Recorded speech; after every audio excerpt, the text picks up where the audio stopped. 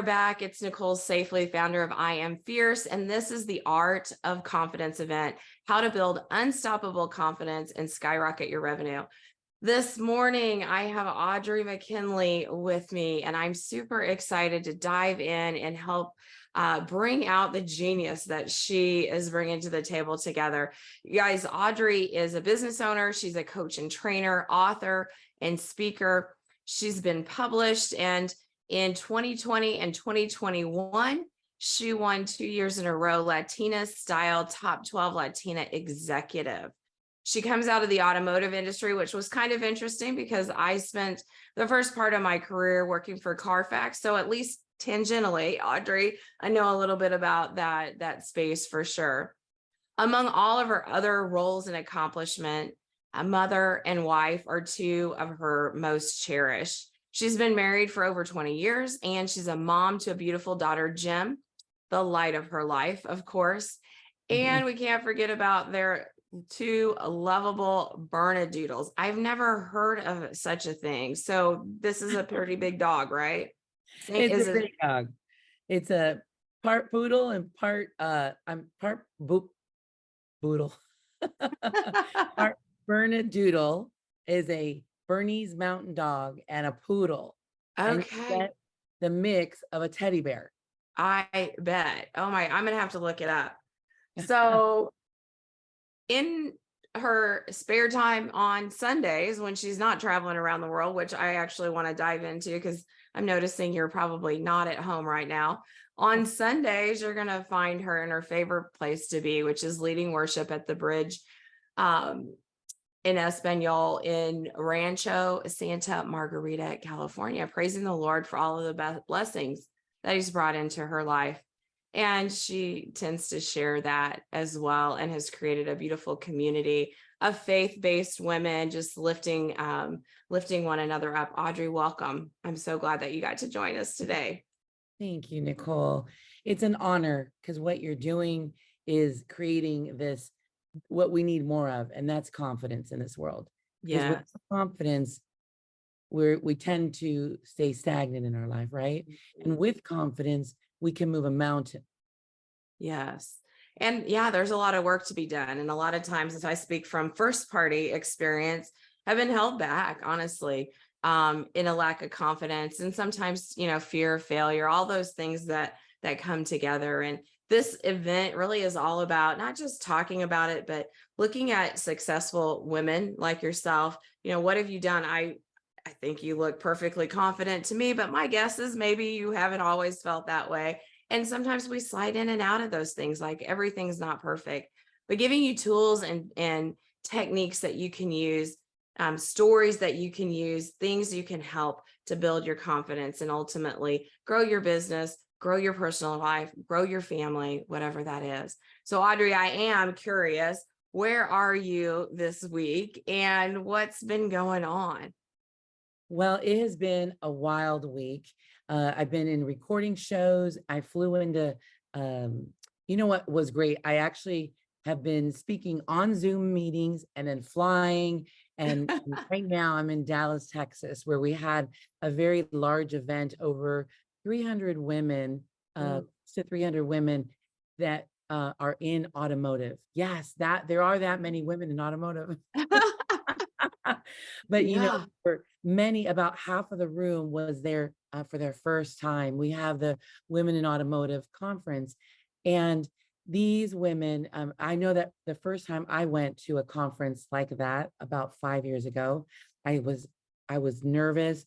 I felt like, how could I needed more confidence. Yes. I needed more confidence because it's a very difficult industry. And so this year I had the honor of being one of their keynote speakers. What'd you speak on? I spoke on becoming and belonging. I love that. So maybe that's our next conference, The Art of Becoming. Tell me a little bit more about becoming and belonging, especially, and I love the tie-in to a male-dominated world. What does it mean? But generally becoming and belonging, yeah. Well, everyone really has a need to belong somewhere and become someone. Yes. And there's this dichotomy that happens. There's this thing that you see not just in automotive, but in many industries or in businesses. I'm going to try this and it's not working. And so I move on to the next, and then I move on to the next. And we Mhm. often think that the grass is greener somewhere else. And what really the reality is that we haven't watered the grass where we Where are. we were.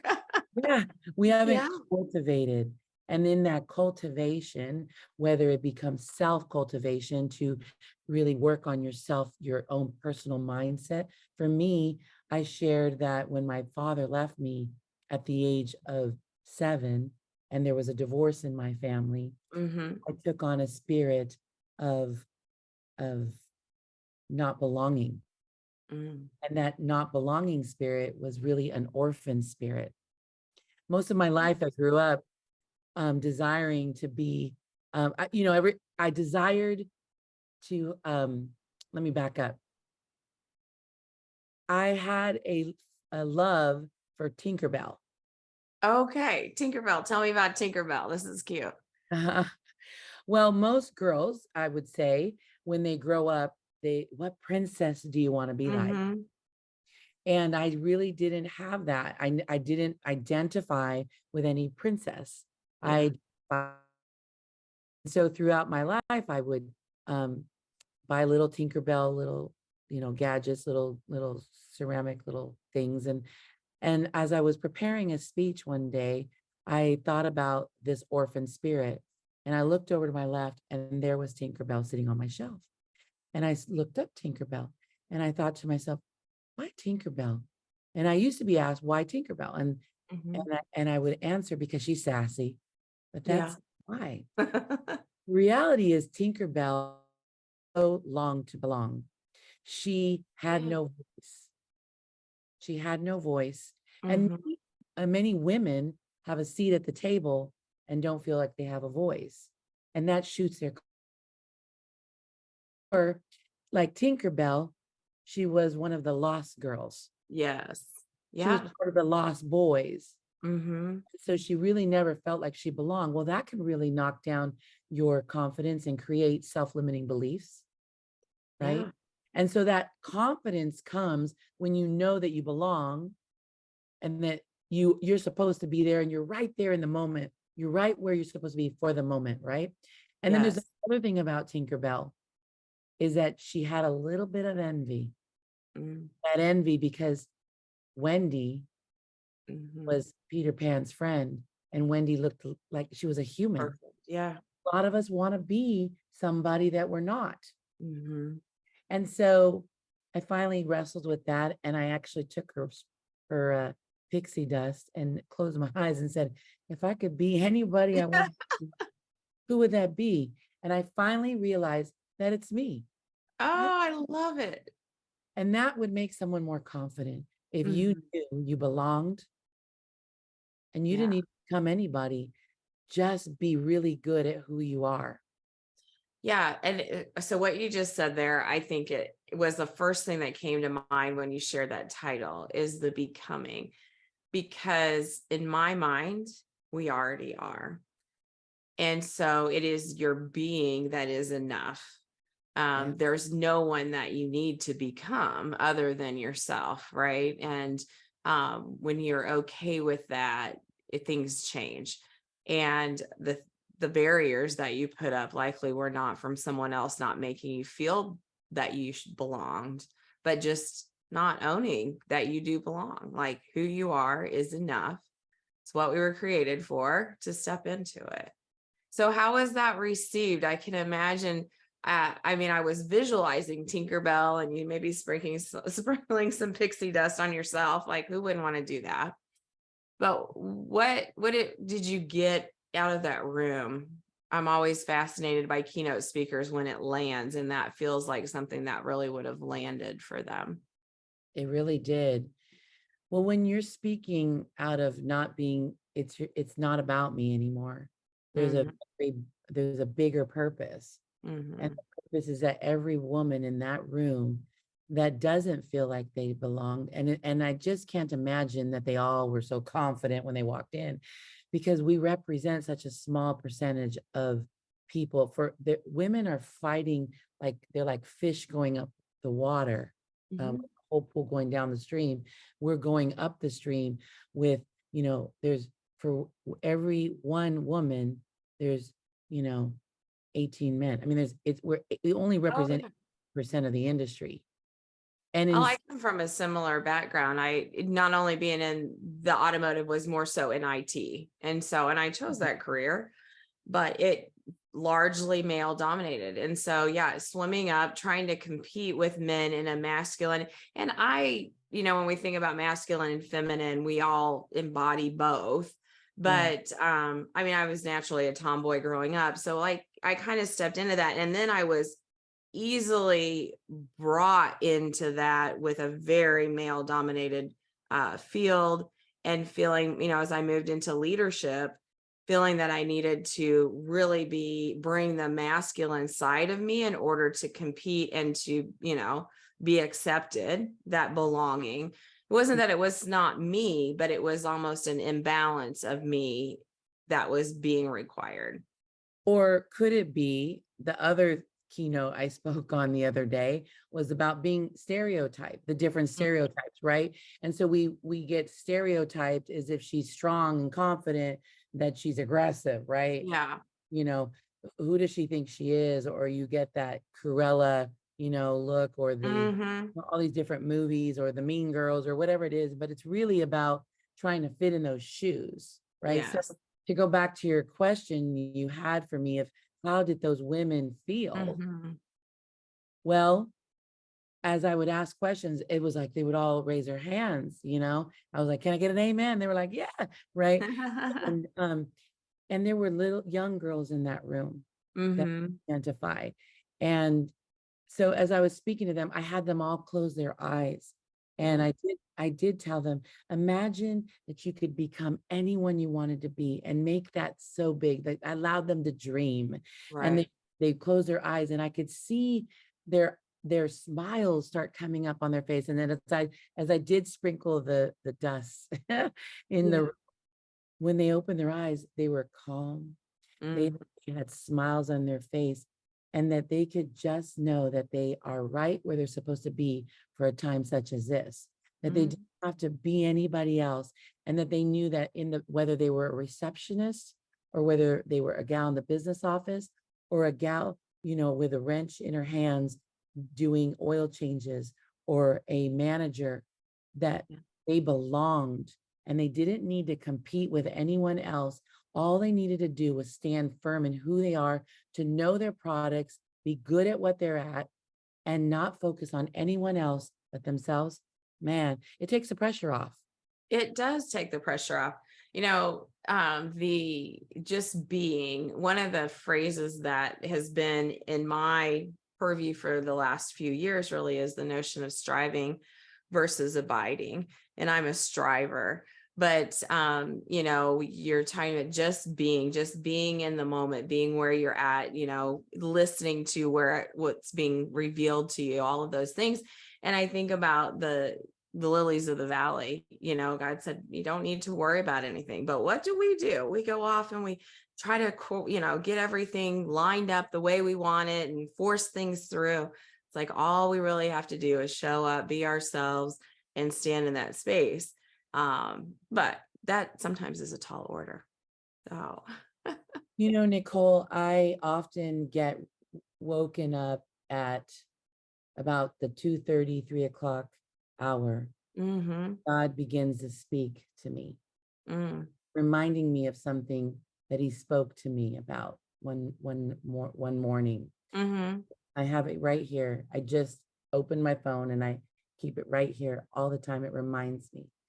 It was on November 12th, 2022. And God said, are you ready for what I want for you?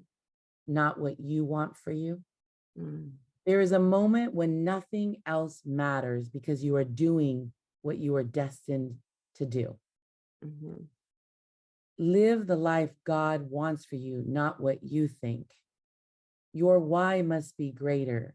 And as I was hearing that, your why must be greater, I started to write down, I have always been stumped on this question because people share what is their why and what they want their why to be. And then God spoke to me in that moment. And he said, are you ready to live the why that God created you to be? His why for your life. Are you ready to find out? Because most of you are living your why and it has not worked. And then I wrote, his why will blow your mind away. And then I wrote the final thing, two things. They rejected me. I did not let that stop me. It fueled me to become the overcomer I am today. Something has to die for something to live. And I think for most, they're living for self. Mm-hmm.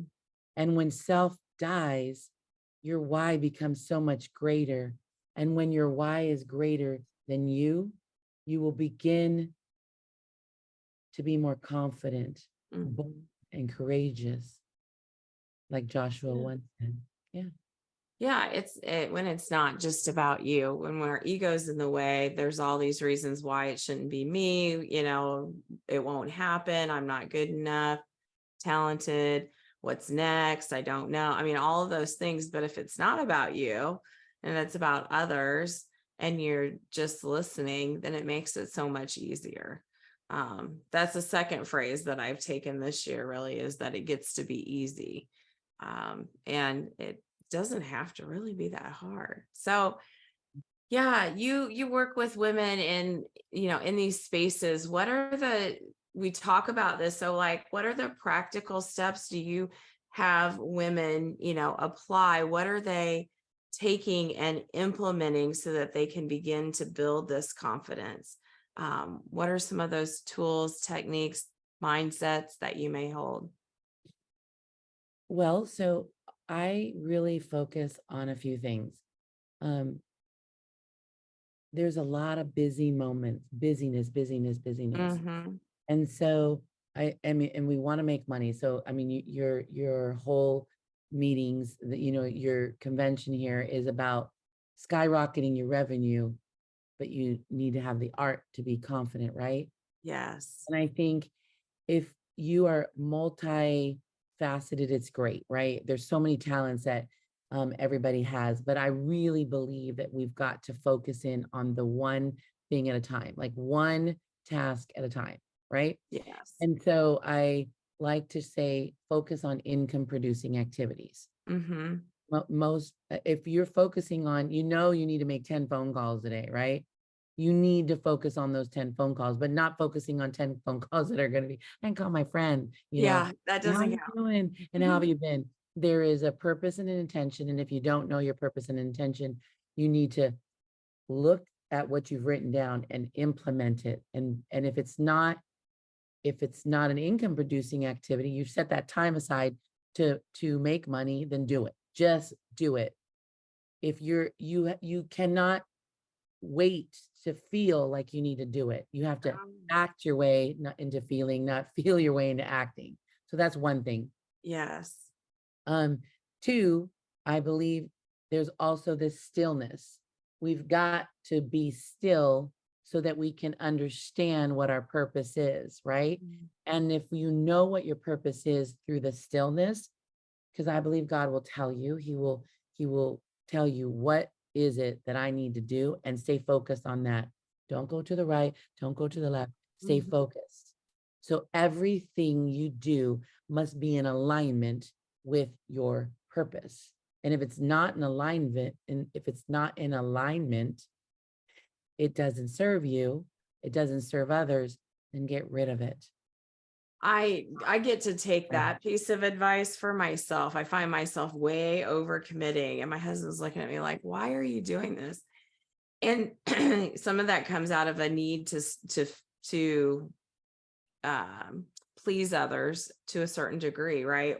Or to have people like you, approve you, think you're doing a good job. And I've started using that gauge. Like, if it's not to my purpose, if it's not serving that, it doesn't get to be on there. And somebody else with the talent that is aligned is going to be able to pick that up because I didn't do it, but always saying yes to things. also robs other people of opportunity to step into their genius if it's not yours, you know? Absolutely. I also think, and I'm going to steal this from someone because I heard it recently, is um us A-type people, like I'm an A-type person. I like to know and understand everything that I'm going to do, but sometimes you don't need to know it all. You just need to do it. And I think you and I were talking about this earlier, is that men say yes to things be, when they know 10% of it. Yeah. And women, I gotta know this, I gotta know that. Just do it. Stop messing around. And my mom always told me, you figure it out. You'll figure it out, right? Yeah. It's the getting started. That's the hard part, but stepping out, and then the things that you need are revealed, the people come, the money comes, the opportunity. But when you're sitting at home, hoping and wondering what's going to happen or fretting about what's not happening, it never has a chance to begin. So yeah, just getting started. And this need for perfection needs to be put aside. Perfection has its own place. We need to have more of a need for progress. Mm-hmm. The progress over the perfection. The progress will get you to the place you need to be. But there's also this other element that we need to leave room for others to come in to collaborate, right? Mm-hmm. For you to grow, we need others to collaborate. We don't do this life alone, right? And so this sense of having to do everything needs to kind of be brought down. Stop being so full of yourself. Let others help, Yeah. right? My Just God, tell them. move out of your way, move out of your Yeah. own way, right? And so if you have a project you're working on, sometimes it's great to just, if you have a team, leave some of the stuff out of it so they can collaborate and let them finish it. Now, others on your team will feel a sense of belonging. You will Yeah. empower them, equip them, and release. And I think that's a something that I'm learning for me to keep going up to where, I wear this bracelet and it says impact on it. If I want to impact many, I can't do it all. I need to let others do it, and I'll just show up and have fun. That's have fun. We got to have Have fun. fun. Yeah, we get to have fun. That is so true. When I was, I've been in leadership role. I'm always in the leadership role, but I've held a leadership position. I'll say that. And I have been a coach. So sometimes I have people responsibility. Sometimes I don't. Same kind of work. But when I'm doing performance reviews and setting up performance plans, like where people are going for their year, my leaders, that's their measure of success is, am I duplicating? It's not impressive to me that you can go and do all the work. You got the job because you understood this body of work. Now it's about creating other leaders like you. And I think that's key. It's like if you want to scale, you have to become replicable, and not even replicable. The thing is, it's other people, and especially a group. And I love the Hive Kingdom. If you guys are noticing this, Audrey has a community of women that is exactly what she's describing. The hivekingdom.com. You guys have to go check it out. So there's power. You're never going to be able to do everything that you need. And if you are, the thing you're doing is not big enough, right? So if you can handle it by yourself, you're not doing enough. And the thing is yeah, we get to bring people in our space who can play and bring their talents and your talents. And now we'll have a better solution than either one of us ever could have created on our own. Yeah. It's just true. So the Hive Kingdom, when I started dreaming about the Hive Kingdom, it started with me having this business called the Hive Kingdom, right? And God said, no, step aside. It ain't about you. I'm like, wow, okay. And he says, let me be the leader of this. And I'm like, okay, go. It's yours, God. It's your vision. It's your dream. You did it. Show me. And he would download. And he said, no, you're not doing this on your own. You will have ambassadors. And ambassadors will lead the hive. And I'm like, okay.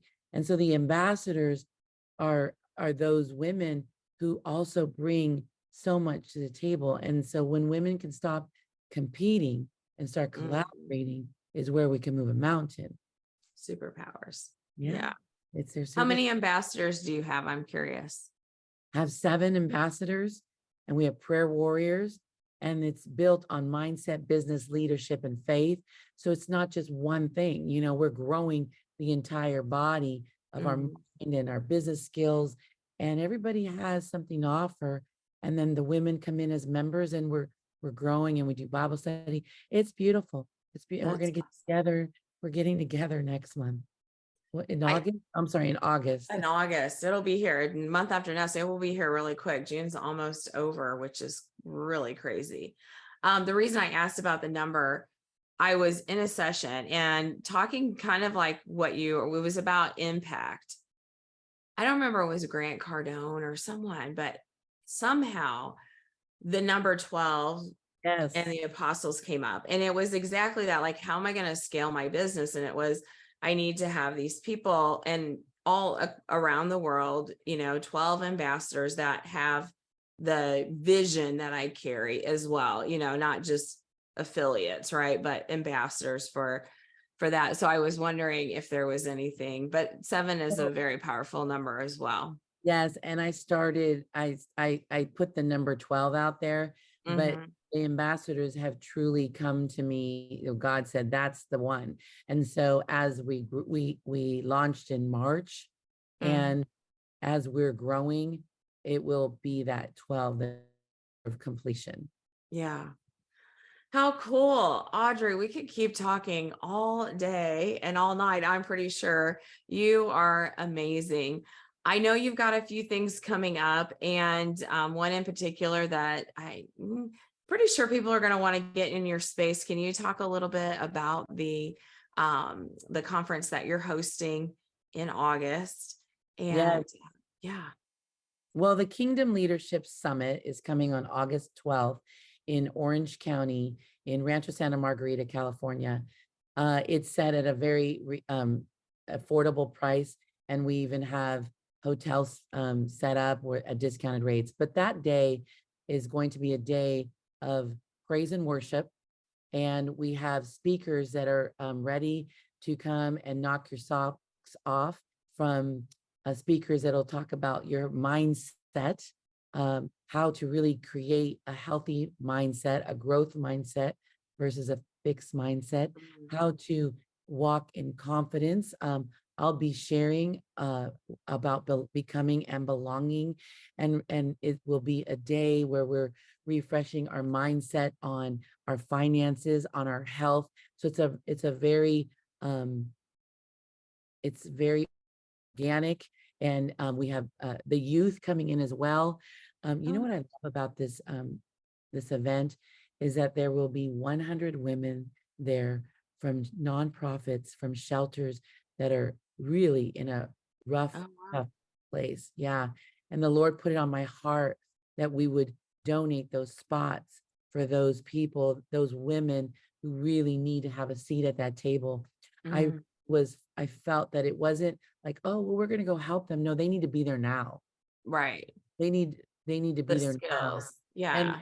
Uh, and those that can afford, mhm. we're going to be together, because Yeah. that's when we come together. So it's going to be very, very strong. I mean, powerful. hmm That sounds fun. What are the dates for that? August 12th, 12. and at thehivekingdom.com, there's an event. It says KLS event at the top. And Okay. I would love, love, love to donate a few seats at that table, for Ooh. really donate that for your summit right now. If I Oh could. my word. That's awesome. All right, you guys. So if people want to do, we're going to connect you with Audrey. I'll put her contact information in the show notes. If you're interested, not interested, if you're committed to going to California, August 12th for this event, let us know and we will get you a complimentary ticket. So there's not many of those available. You're going to want to reach out quickly and do this. It's going to be an amazing event. One of the other speakers, Rachel Best, is also going to be there. And she's got a few things going on too that you can plug in. So like, I'm already seeing like this is a very powerful event in so many different ways, from the people, the content, the impact that you're going to be able to make. That's awesome.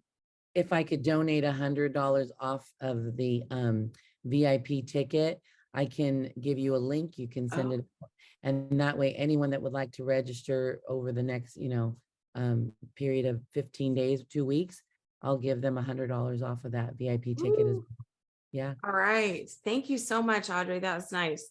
And I know that you also wanted to share your book. So tell us a little bit about the book. When did it come out? I don't think we talked about that. And I'll share how we're going to do the drawing. Have a little bit of fun tomorrow. Okay. Well, as I stepped out of my fear and into faith and started my own company 7 years ago, Auto Network Consulting in the automotive space, the whole journey of how I left corporate America and had to have enough confidence that I could do this on my own. That journey, God really spoke to me. And there were some key things that happened during that journey. And I wrote about it. And the book is called The Pathway. It's called Pathway to the Land of Milk and Honey. It's a bestseller on Amazon. It came out in November. And it has just been a book that when people read it, they're like, wow, I really saw myself in this. And so I created a workbook when I started hearing that as people were reading it prior to it coming out. And so I was inspired to create a workbook that would help others as well be able to find their purpose, their passions, their fear, and into faith. And it's that journey of becoming and belonging. So I'm very excited to share that book, and it's available on my website as well. Awesome. We are going to wrap up with that. And I'll tell you, we're going to do a drawing tomorrow at the end of the conference. We'll have a cute, quick Facebook Live, and we will share one copy of her book. What is it? The Pathway to, I just wrote down The Land of Milk and Honey, The Pathway to the Land of Milk and Honey. And so tune in. We'll do that right in our group as we wrap up the conference. And one lucky attendee will get a copy of Audrey's book. Thank you so much for being generous. We're going to cut out. We've got our Ask Me Anything session starting right at the top of the hour. We're going to have 3 sessions aired today. So if you haven't, if you're watching the replay, go back and watch the sessions. They're worth it. You can put them on 2 times speed if you like to do that, but you're going to want to plug in, you guys, there's 12.5 hours of free coaching and direct connection with our Ask Me Anything session. If you're catching this, we have an Ask Me Anything at 9 o'clock on Saturday morning. You probably won't see this before that, but we'll go there. And then tomorrow evening, Sunday, at the end of the conference, 6 p.m., you can tune in on our Facebook group and connect directly with some of our speakers. Audrey, thank you so much for being here. This was an amazing session, and I very much appreciate you. Well, I appreciate you, and thank you for having me on your show. For sure.